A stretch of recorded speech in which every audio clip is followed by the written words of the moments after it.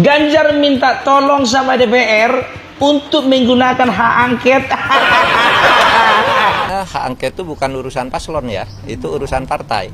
Apakah partai itu menggertak apa enggak, saya enggak tahu dan tidak ingin tahu juga. Maka saya enggak ikut-ikut bicara urusan parsel. Baik, hai, assalamualaikum warahmatullahi wabarakatuh guys. Apa kabar pada kalian semua? Saya harap kalian semua sehat-sehat selalu, murah rezeki, panjang umur, dan dijauhkan dari segala berbahaya. Amin amin ya robbal alamin. Nah baik guys, di sini kita akan mereaction video daripada OP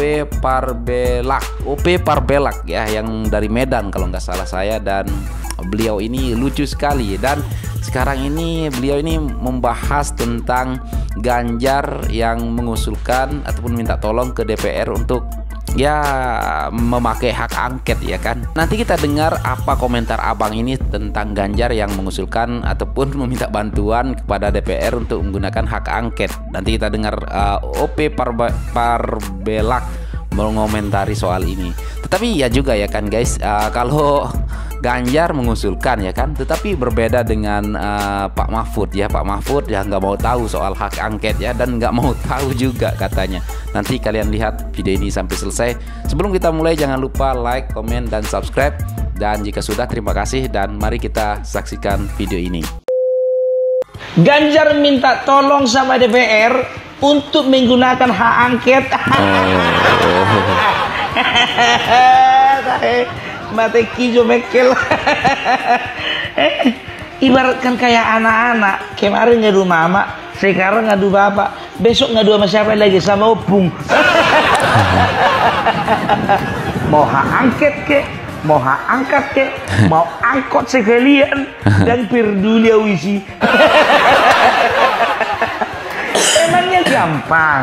Ini nih, pemahaman seperti ini kadang-kadang perlu diluruskan, apalagi orang-orang awam. Iya, seperti dipikirnya kita. Kalau sudah menggunakan hak angket itu udah pasti pemilu diulang kembali. Coba kita dengar ya guys. Apa sih hak angket itu? Tahu enggak kau? Tahu lah, udah 2 periode di DPR. Nggak mungkin dia tahu. Makanya dia bikin senjata itu minta tolong sama kawan-kawannya dulu ya kan. Nggak bisa move on. Hak angket itu adalah hak DPR untuk menyelidiki terhadap implementasi ya, atau pelaksanaan undang-undang ya, atau kebijakan pemerintah ya, yang ada kaitannya dengan masyarakat banyak, yang penting dan strategis. Itu dia. Kalau misalnya ada terjadi penyelewengan, barulah mereka menyelidiki ya, dalam rangka ada kaitannya dengan masyarakat, rakyat secara luas. Itu motivasinya. Kalau kau kan enggak, motivasimu hanya untuk menyelamatkan suaramu. Jangan mimpilah bos, lebih banyak suara yang nggak milih daripada suara yang milih. 16%. Tapi nggak apa-apalah. Yang namanya di dalam berpolitik, segala sesuatu kemungkinan bisa terjadi. Apalagi hak angket ini, boleh pakailah, nggak apa-apa, nggak masalah itu. Tapi kan ada mekanismenya, ya kan? Yang pertama, ya kan, itu kan harus diajukan dulu minimal 10 anggota dewan. Setelah itu harus ada 51% dari jumlah total yang duduk di kursi dewan yang menyetujui dilakukan hak angket. Kok pede kali kau? Abang Boru, lihat dulu, itu PKB sama Nasdem udah pindah ke tengah-tengah. Siapa mau kau ajak si Hadis? Nggak ada partainya itu. Sia-sia itu. Kemarin kan kalian udah kerja kelompok bikin film, sekarang mau kerja kelompok lagi mengenai hak angket. Aduh ya Bang, nggak yakin aku. Karena apa? Kalau pindah ini, si hijau dan si biru tua pindah ke tengah-tengah, udah nggak cukup lagi, nggak memenuhi 50%. Aduh, kau suaramu yang paling sedikit, kau pula yang paling jugul. Iya juga ya. 01 aja nggak pala kayak gitu jugulnya. Tapi itulah, Kadang-kadang yang paling kecil ini yang paling jugul. Di rumah pun kayak gitu kan. Yang paling bungsu, yang paling banyak tingkahnya. Setelah 50%, 51%, apa lagi yang dilakukan? Dibentuklah panitia angket. Ya kan? Setelah itu apa? Dimulailah penyelidikan. Dan jangan sampai salah kaprah. Penyelidikan yang dilakukan DPR itu tidak sama dengan penyelidikan yang dilakukan pihak kepolisian, kejaksaan, dan kehakiman. Beda jauh. Kenapa? Ada batasan-batasan yang nggak boleh ditabrak. Gitu loh. Contohnya melakukan penangkapan nggak boleh. Memaksa saksi untuk memberikan keterangan nggak boleh, kecuali saksi bayaran. Apa lagi? Mengambil sampel sidik jari, mengambil foto, mengambil dokumen-dokumen tanpa izin terkait, dan juga membawa seseorang kepada pihak penyidik nggak boleh. Jadi banyak hal-hal yang membatasi. Jadi terbatas hanya di penyelidikan. Setelah dilakukan penyelidikan dan didapati temuan-temuan kecurangan, ini pun temuan-temuan kecurangannya ini harus lengkap bukti-buktinya. Udah gimana bukti-buktimu? Ada berapa TPS menurutmu yang ada kecurangan? Ada 1000. Kalau cuma 2 TPS-nya, untuk apa kau bikin hak angket? Iya juga ya. Aduh. Malah ini bisa jadi bumerang. Kenapa bilang? Jelas-jelas sebelah kiri dan sebelah kanan sebelum pencoblosan terang-terangan ada kecurangan. Itu 31.000 yang di luar negeri itu yang udah dicucuki itu gimana ceritanya? Iya. Ini kalau menurutku bakalan susah ini. Kenapa bilang?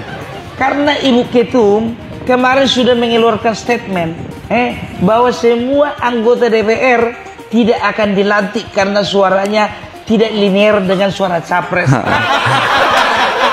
Iya. Kemarin nggak mau dilantik, sekarang kok mau minta tolong? Konsisten dong.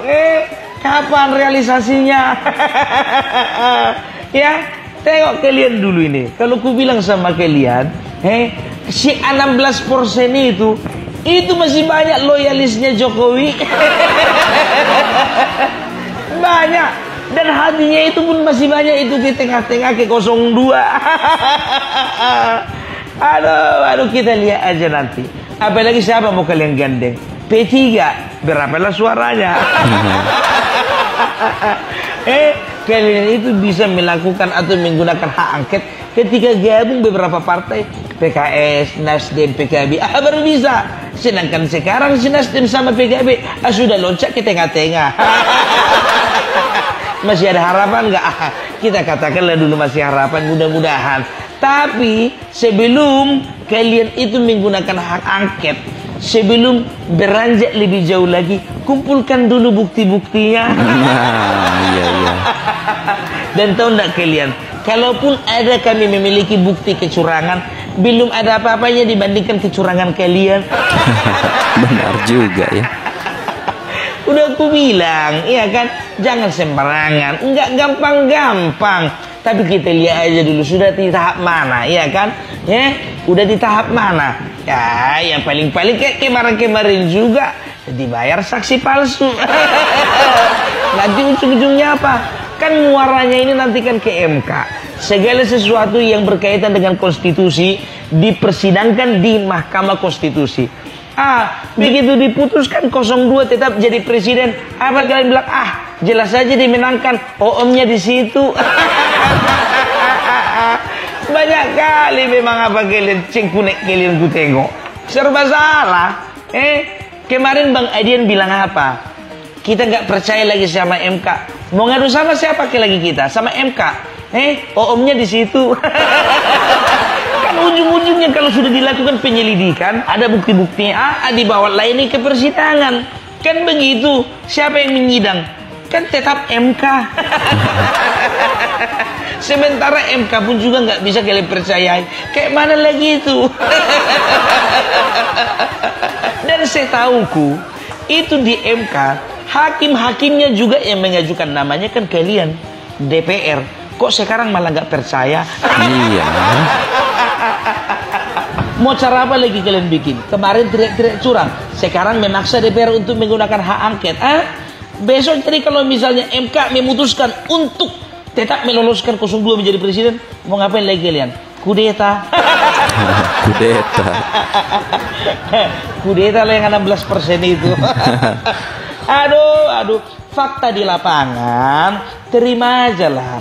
Nomor kalian yang paling buncit. Ya benar juga ya. Yang paling kecil. Jadi bapak-bapak kami, Bapak Jenderal, Pak tenang aja Pak, rakyat bersamamu. Biasa itu Pak, kalau jadi orang besar itu tantangannya juga besar. Pak, Bapak kan seorang jenderal, udah biasa kan Pak menghadapi kopral.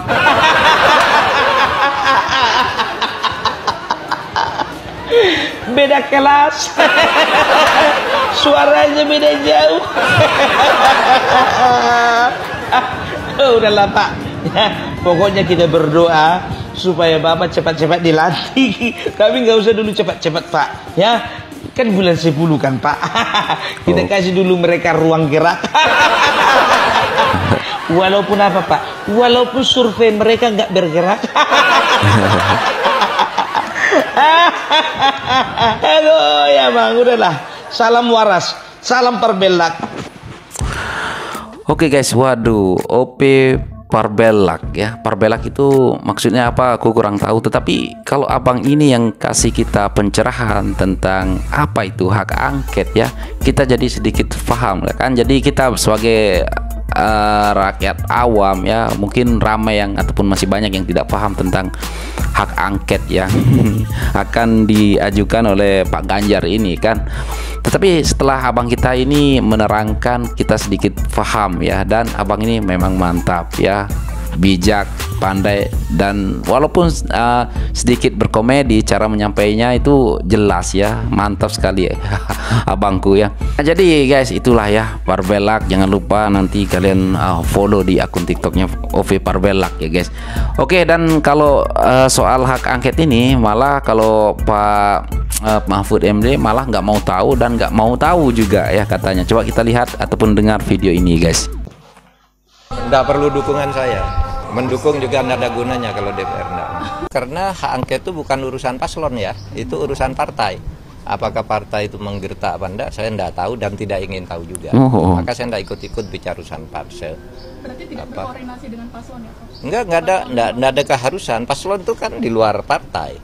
Ya, urusannya paslon itu pilpresnya. Kalau politiknya itu kan partai. Partai itu ya DPR. DPR itu nanti kan partai-partai yang akan. Saya tidak akan berkomentar lah soal hak angket, hak interpelasi itu urusan partai-partai. Mau apa enggak? Kalau enggak mau juga saya tidak punya kepentingan untuk berbicara itu.